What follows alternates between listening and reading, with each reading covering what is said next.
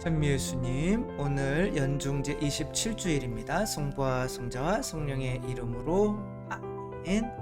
네, 오늘은 제가 싫어하진 않지만 결혼을 못하니까, 근데 결혼을 어떻게 하면 끝까지 서로 사랑하는 마음으로 유지할 수 있을까에 대해서 한번 생각을 해보겠습니다. 오늘 복음은 예수님께서 바리사이들이 와가지고 남편이 아내를 버려도 됩니까? 버리고 싶은 거죠. 그랬더니 예수님께서 모세는 너희에게 어떻게 하라고 명령하였느냐? 라고 하니까 이혼장을 써주고 보내라 라고 했었다. 그랬더니 예수님께서 너희 마음이 완고하기 때문에 모세가 그런 기록을 남긴 것이다 라고 말씀을 하시죠. 그러니까 구약의 율법이랑 그럼 신약의 율법은 다른가 이렇게 생각해 볼 수 있죠.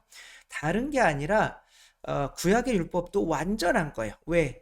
그때의 그 이스라엘 사람들의 수준에는 그 율법이 맞았던 거죠. 어린 아기들에게 딱딱한 떡을 막 먹이고 그럴 수는 없잖아요. 낙지 막 목에 들러붙는 거 먹이고 그럴 수는 없잖아요. 근데 이제 이스라엘 백성의 의식 수준도 이제 예수님이 탄생하실 때까지 성장해 왔다라는 걸 알 수 있죠. 그래서 예수님을 알아볼 수 있는 눈이 생겼을 때 그때 이제 예수님이 세상에 오시게 된 거죠. 그 이전에 와봐야 유치원 아이들에게 뭔가 대학 강의를 하는 것처럼 알아들을 수가 없죠. 그런데도 계속 대학 강의를 하고 있다는 거는 그거는 이제 그걸 강의를 하는 사람이 문제인 거죠. 따라서 이제 그때는 이제 그랬다. 그러나 창조 때부터 이게 중요해요. 창세기에 모든 해답이 있다. 하느님께서는 사람들을 남자와 여자로 만드셨다. 그러므로 남자는 아버지와 어머니를 떠나 아내와 결합하여 둘이 한 몸이 될 것이다. 사실 이게 삼위일체 신비를 이야기하는 것이기도 하는데 여기서는 그냥 남자와 여자가 중요한 거는 이제 둘이 아니라 한 몸인데 하느님께서 맺어 주신 것을 사람이 갈라놓아서는 안 된다. 이게 중요하다는 거죠. 하느님께서 맺어 주신 거, 우리 나라가 더 높은 수준이 정한 법을 우리가 백성이 시민이 그 법을 자기 마음대로 나는 그런 법 인정 안 해 할 수가 없잖아요. 아이들이 부모님이 정해놓은 부모님이 이 집을 샀어요. 그러면 아이들이 나는 이 집에 살기를 원치 않아. 그러면 어디 길거리에서 살아야죠. 어쩔 수 없는 거죠. 그러니까 이제 더 높은 수준 하느님께서 맺어 놓으신 건데 사람이 갈라놓아서는 안 된다. 어린이들은 부모님께 그런 것들을 잘 할 줄 알죠. 그냥 무조건 감사해서 그렇게 하는데 제일 중요한 거는 결혼도 하나의 사명이라고 봐야 된다는 거죠. 하느님께서 맺어주셨다. 사제로서 살아가는 것도 하느님께서 불러주셨다라는 것을 깨닫는 게 제일 중요하죠. 그래서 에덴 동산에서는 아담이 바람을 필 수가 없었어요. 왜냐하면은 하와밖에 없었어요. 그러니까 하느님이 그렇게 딱 둘을 맺어 주셨을 때는 다른 사람이 보일 수가 없는 거예요. 왜? 하느님이 지켜보고 있으니까. 이거는 하느님께 대한 배반이 되는 거죠. 그러나 내가 결혼했다, 내가 선택했다라고 한다면 내가 선택했으니까 그 법은 내가 또 바꿀 수가 있는 거예요. 그래서 다른 언니 오빠를 사귈 수가 있게 되는 거죠. 뭐 신학교에 저거 사제가 됐다. 그런데 뭐 신학생 때 나가는 친구들도 있고 신부돼서 나가는 제 친구들도 있는데 그런 상황은 왜 벌어지냐면 성소라고 하는 것을 본인이 선택했다고 생각을 하는 거야. 하느님이 불러주신 건데. 신학교 들어가면은 이제 그 역사를 써요. 저도 25살 때 불러주신 줄 알았는데 알고 봤더니 행복이라는 거 그게 이제 언제 시작했느냐? 바로 할머니가 돌아가실 때. 그게 저의 첫 기억이거든요. 그러니까 행복을 추구하러 하도록 저를 만들어서 나중에 진짜 행복은 결혼하는 것보다는 더 많은 사람들에게 영혼을 구원해주고 더 많은 사람을 행복하게 만드는 거야. 이제 그런 거를 깨닫고 났더니 처음부터 저를 불러주셨구나. 그러니까 그 믿음이 딴 생각을 할 수가 없게 만드는 거죠. 이제 그것이 결혼의 핵심인 거죠. 이제 중국에서 굉장히 유명해서 이것 때문에 돈도 많이 벌었던 이제 그런 분인데, 이 자매님은 보니까 한 팔이 없어요. 그리고 이 남자는 발이 없죠. 그래가지고 뭐 이렇게 요런 게, 그리고 딸까지 낳아서 잘 살고 있는데, 그러니까 중국 사람들이 야, 이 너희들 한번 잘 살아봐라 라고 많은 돈을 줬겠죠. 그리고 많은 팬이 생긴 거예요. 그랬더니 에, 남자가 남자가 그냥 짐승이죠. 내가 왠지 얘한테 돈을 많이 벌어준 것 같은 거죠. 그러니까 조금 본인이 손해 보는 것 같아서 이제 양팔이 있는 한 팬과 이제 사랑에 빠지게 된 거죠. 그 아이와 여자를 버리고. 그 다른 사람들이 볼 때는 야, 발도 없는 너를 거둬준 저 여자한테 네가 그럴 수 있냐? 그렇게 할 수가 있겠지만, 이 남자 입장에서는 나 때문에 제가 저렇게 그래도 돈 있게 먹고 사는 거 아니야? 그 여자는 이제 고향으로 내려갔고, 근데 남자는 이제 이렇게 하니까 돈줄이 끊겼겠죠. 그럼 어디서 돈을 벌겠어요? 그래서 굉장히 지금 가난해졌다고 하고, 여자는 시골에 내려가서 또 사업을 하고 하니까, 여자가 미안한 사람들이 좀 그렇잖아요. 그래서 아마 뭔가를 잘 되게 해줬나 봐요. 그래서 벤츠 타고 또 다른 남자를 이렇게 사귀는 뭐 그런 일이 있었죠. 니마 그 강을 건너지 마오처럼 끝까지 가려면 그 비밀이 무엇일까요? 내가 너한테 더 주고 있어. 그런 생각을 가지게 해서는 안 되겠죠. 이제 부부끼리 제일 싫어하는 말이 이제 사실은 비난인데, 뭐에 대한 비난이냐면 대부분은 돈에 대한 비난이 많대요. 그래서 야, 내가 이렇게 벌어다 주는 돈 너 너무 흥청망청 쓰는 거 아니야? 이런 뉘앙스로 이야기를 할 때에 여자가 제일 기분이 안 좋다고 해요. 내가 그 돈 가지고 왜냐면은 가정에서 정말 살림하는 모든 그런 핵심적인 게 이코노미라고 하는 게 이제 거기서 나온 건데, 집에서 어떤 일정한 돈을 가지고 그것을 잘 유지하는 삶인 거죠. 근데 그거를 못 한다고 하는 거는 내 존재 자체를 저 남편이 돈 벌어다 준다는 그거로 부인하게 만드는 거죠. 여자는 또 뭐겠어요? 아이고, 월급도 쥐꼬리만큼, 나는 그렇게 쥐꼬리가 이렇게, 아무튼 쥐꼬리만큼 갖다 주면서 뭘 어떻게 살림을 한번 해봤냐? 네가 살림해라, 내가 돈 벌어올게. 이제 이러면 남자도 나의 능력과 나의 존재를 무시하는 그런 것이 되어버리는 거죠. 근데 이제 이렇게 니마크 강을 건너지 마오, 이 어르신들 부부 지금 두 분 다 돌아가셨지만, 이렇게 될 때는 서로 서로 뭐 잘못도 없었겠어요. 그쵸? 이 형제님이 아니지만 이 남자 어르신도 뭔가 이렇게 그런 일도 젊었을 때 있었다고 하고, 또 아내가 또 100% 마음이 들지도 않았겠죠. 그렇지만은 항상 어떤 마음이 있었겠어요? 감사하는 마음이 있었겠죠. 상대에게 내가 해주는 것보다 받는 게 더 많다. 그런 감사하는 마음이 있었겠죠.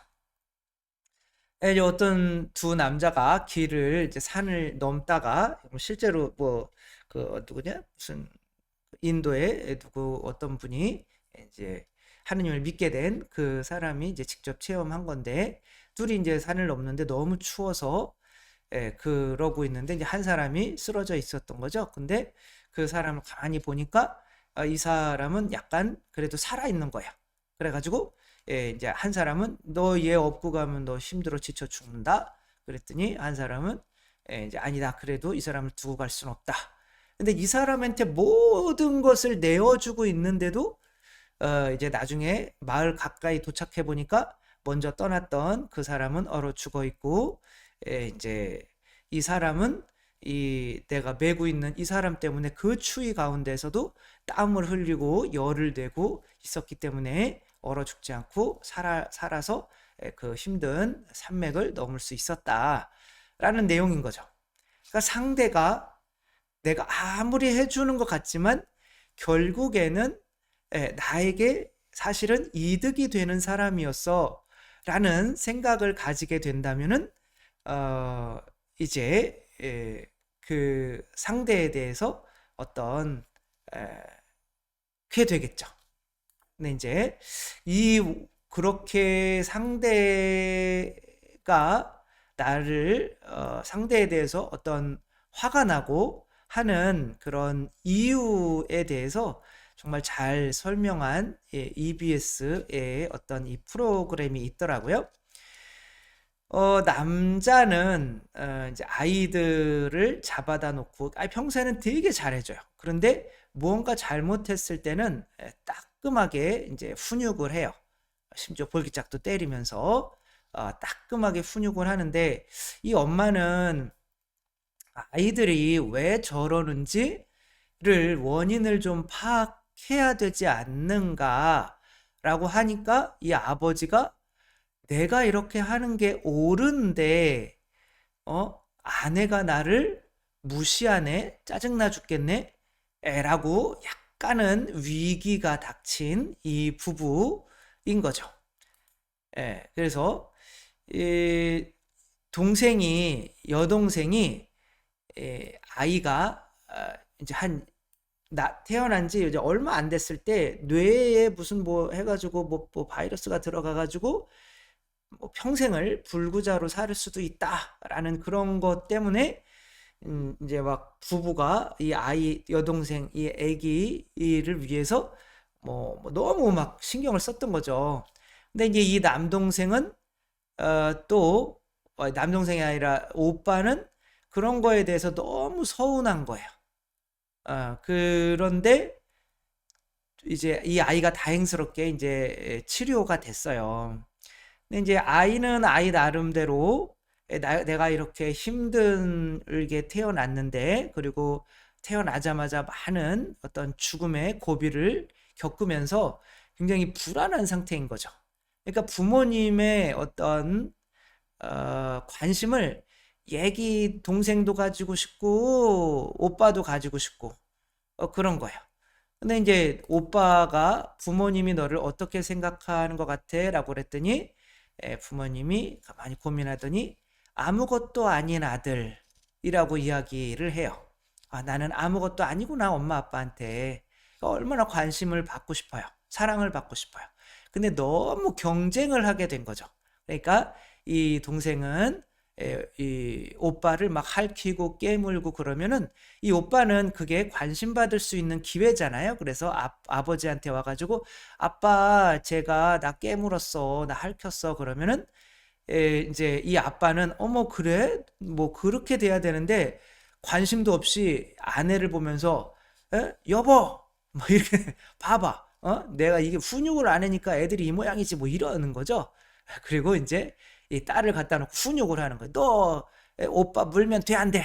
막 그렇게 하는 거죠.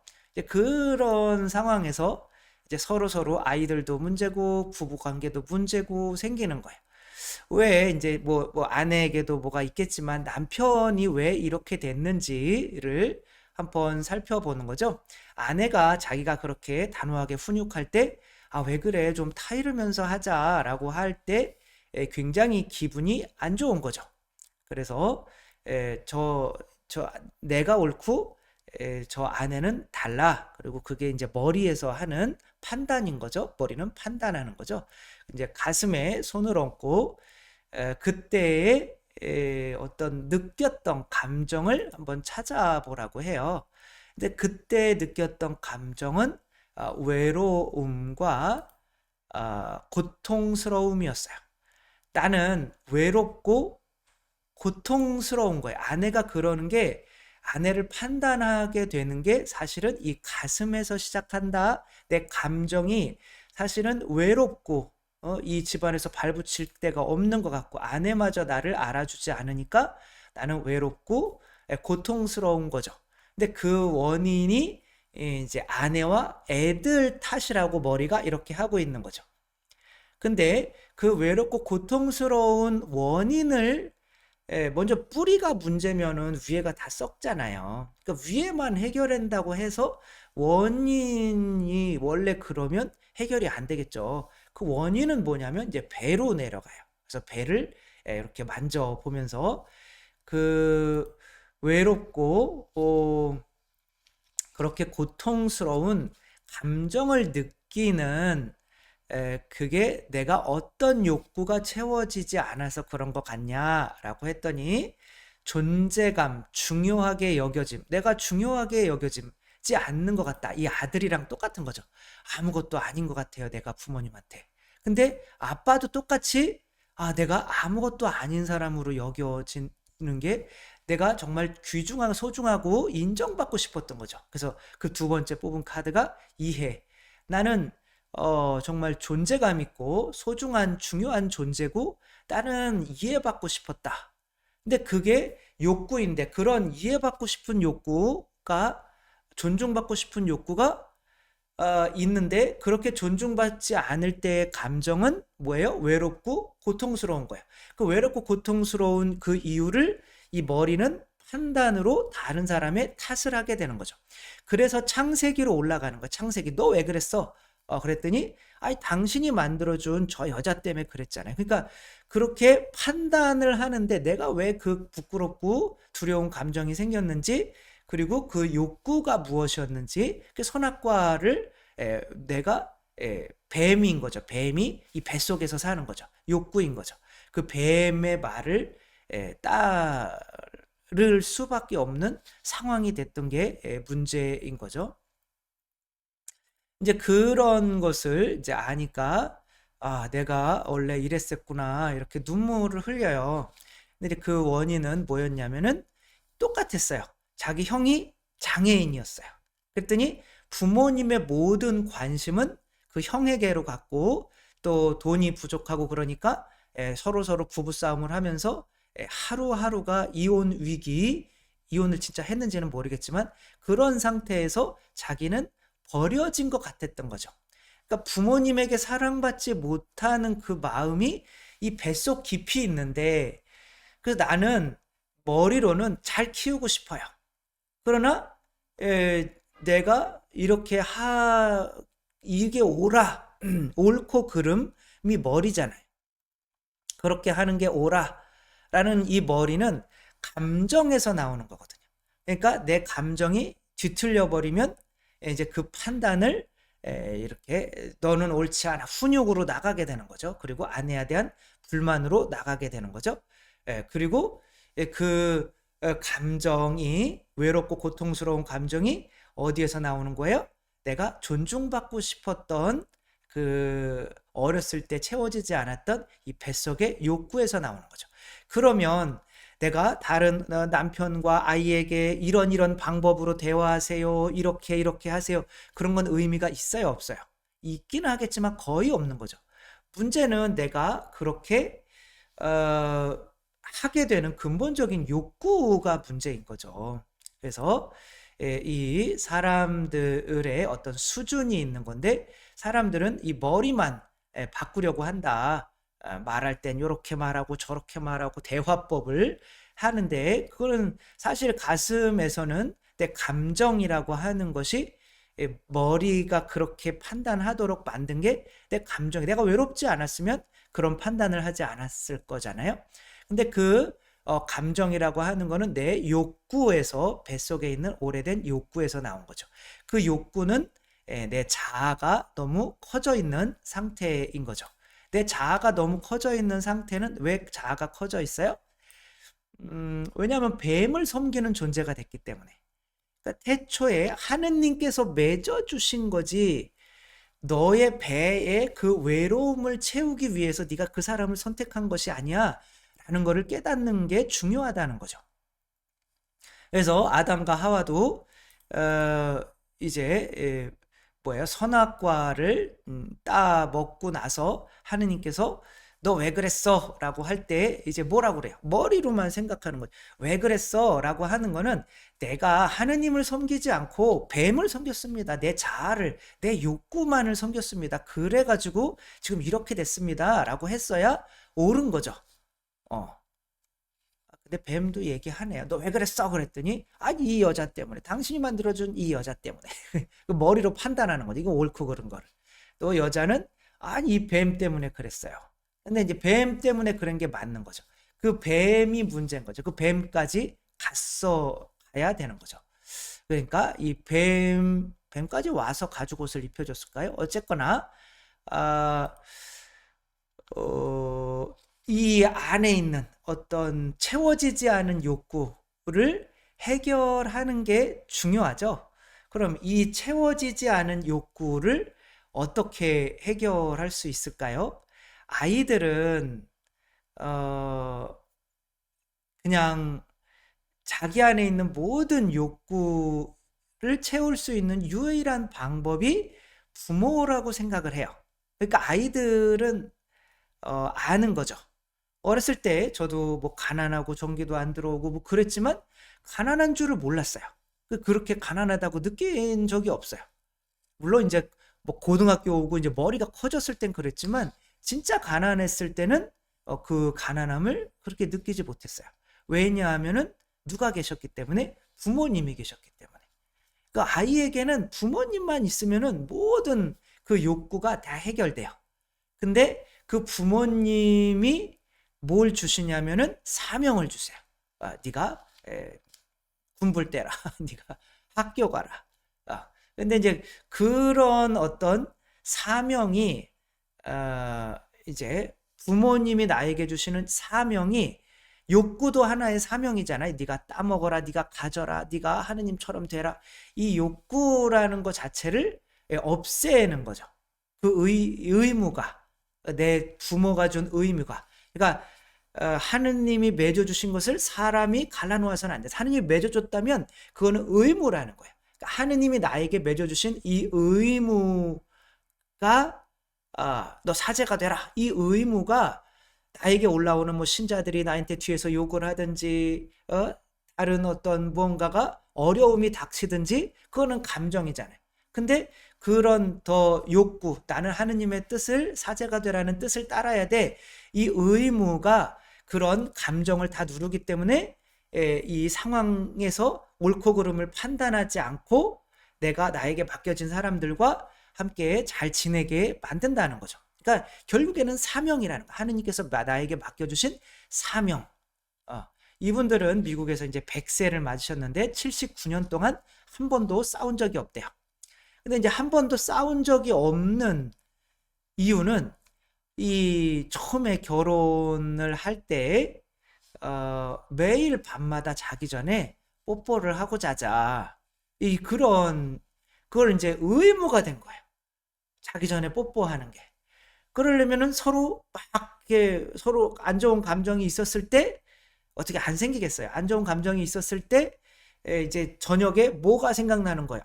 이거 뽀뽀해야 되는데 이거 이런 상황으로는 이거 뽀뽀를 할 수가 없는데 이거 짜증나는데 어떡하지? 그러니까 그냥 내가 그냥 잘못한 거로 하자. 그리고 저녁에 뽀뽀하면은 또 다 해결이 되는 거죠. 그러니까 어떤 의무, 내가 모든 것을 초월할 수 있는 의무, 이게 이제 새로운 욕구가 된 거죠. 그 누군가에게 주어진 이 의무가 나에게 올라오는 배우자로부터 올라오는 모든 감정을 이길 수 있다라고 하는 거죠. 그래서 어떤 이혼 위기의 부부 5년 차인데 이제 이혼해야지 그러고 있는데 지하철에서 퇴근하면서 떨이에요 떨이라고 하는 그런 귤을 사가지고 이제 식탁에 올려놓고 자기 먹으려고 샤워하고 먹으려고 했는데 그게 없어진 거예요. 귤이. 그 아내가 가져간 거죠. 아내가 귤을 좋아했었다. 그거를 오래전에 알았었는데, 그래서 아내 또 오다가 할머니에게 떨이에요, 떨이. 그래가지고 그 귤을 또 갖다 놨대요. 그랬더니 또 아내가 까먹고, 이번에는 아이한테 아빠도 좀 까줘라. 그렇게 주는 거예요. 그러니까 아내가 귤을 이렇게 맛있게 먹는 걸 보면서, 5년 동안, 아내가 제일 좋아하는 이 귤을 한 번도 내가 사온 적이 없었구나. 의무를 다하지 않았던 거죠. 왜 상대만 판단하면서, 내 감정에만 집중하면서. 하느님께서 맺어주셨다라고 한다는 거는 내 의무를 다하는 거죠. 길거리 지나가다가 이런 사람이 쓰러져 있다. 그러면 내 감정에 상관없이 하느님을 기쁘게 해드리기 위해서 내 의무를 다하는 거죠. 그렇게 하다가 보니 눈물이 났다는 거죠. 그리고 이제 다음 날 아내가 자기가 좋아하는 된장 찌개를 처음으로 몇 년 만에 끓여줬을 때 눈물이 났다는 거예요. 서로 해야 되는 의무는 생각하지 않고 내 감정만 집중하다가 보니까 서로 옳고 그름의 어떤 문제에 치우치게 된다. 그래서 이제 그렇게 되다 보니 내가 감정이 안 좋은 거는 네 탓이야. 이렇게 하게 되니까 이 부부 관계가 어쩔 수 없이 해결할 수 있는 거는 내가 상대에게 해야 되는 의무에 집중해서 내 감정이랑 상관없이 그 의무가 나의 어떤 배의 욕구가 되게 만들어야 되는데, 그러려면 하느님께서 나를 맺어주셨다는 믿음이 있어야 되는 거고, 하느님을 하느님으로 인정하는 선악과도 바쳐야 되죠. 11조도 바쳐야 아기에게 이름을 지어주는, 동물에게 이름을 지어주는 일을 할 수가 있게 되는 거죠. 그래서 결국에는 두 사람이 하느님을 하느님으로 인정하는 선악과를 바치게 되면 하느님이 우리 맺어주셨지. 그러니까 우리 하느님을 기쁘게 해드리기 위해서 서로에게 의무를 다하자라고 하는 어린이처럼 되기 때문에 그 관계가 끝까지 가게 된다. 결국에는 하느님께서 맺어주셨다는 게 중요한데, 하느님께서 맺어주신 게 끝나게 되는 이유가 바로 선악과를 안 바치는 하느님을 하느님으로 인정하지 않는 데서, 그래서 성당에서 혼배도 하고 하기는 하지만 나중에 이렇게 그 혼배가 의미가 없어지는 경우들이 생기게 되는데, 그것은 하느님께 대한 의무를, 그분을 나의 참 부모님으로, 창조자로, 우리를 맺어주신 분으로 먼저 인정하는 그런 행위를 하지 않기 때문에 서로 막 돈 때문에 싸우게 되고 그렇게 된다는 거, 뭐 잘 설명이 됐는지는 모르겠지만, 하느님께서 맺어주신 거를 사람이 풀 수가 없다라고 하는 거는, 너희가 하느님이 내가 맺어줬다는 걸 믿기만 하면은 둘이 사이가 안 좋을 수가 없어, 그런 뜻이에요. 그러니까 그러면 하느님께서 맺어주셨다는 거를 믿으려면은 우리는 혼배했으니까, 그게 아니라 진짜 우리가 하느님을 그렇게 혼배를 하게 해주신 그 하느님을 하느님으로 인정하고 있는지, 모든 것의 주인으로 인정하고 있는지, 그게 11조인 거고, 그렇게 인정할 때 하느님이 날 맺어주셨으니까 내가 의무를 다해야지.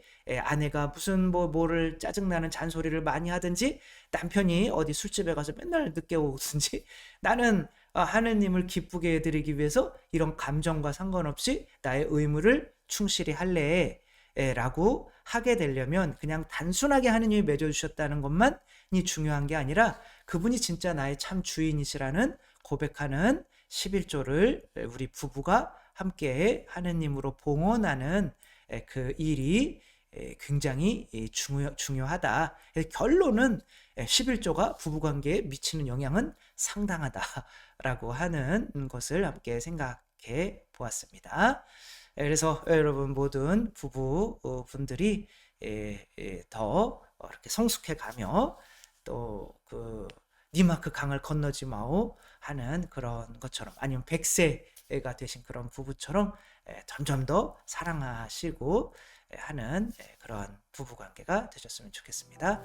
성부와 성자와 성령의 이름으로 아멘. 감사합니다. 사랑합니다.